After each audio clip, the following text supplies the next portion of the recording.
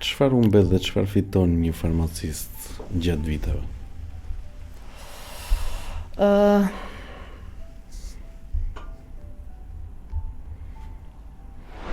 Njeriu humbet dhe fiton dhe si njeri, po humbet dhe fiton dhe si profesionist.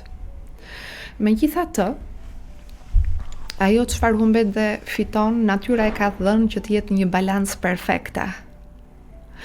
Dhe nëse ke një profesionist të kënaqur, dije që kjo balancë është vetëm me nota pozitive.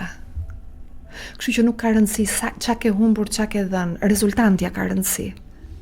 Dhe vetë termi i kënaqur apo e kënaqur tregon një rrugtim me sukses.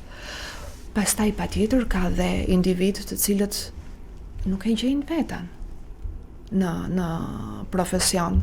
Ka individ që nuk e gjejnë jetën atë veten edhe në familjen që krijojnë, sepse kemi të dy aspektet, edhe aspektin human, edhe aspektin profesional. Por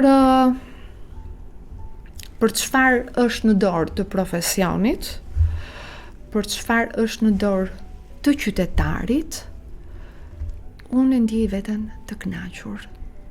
Dhe nuk ndihem keq as pak për çfarë kam dhënë, sepse nga ana tjetër kam marrë satisfaksion. Nga ana tjetër kam marrë dhe eksperiencë. Jo eksperiencë thjesht në aspektin profesional. Ajo shkolla e jetës që themi ne, po se kalove këtë rrugë nuk merret.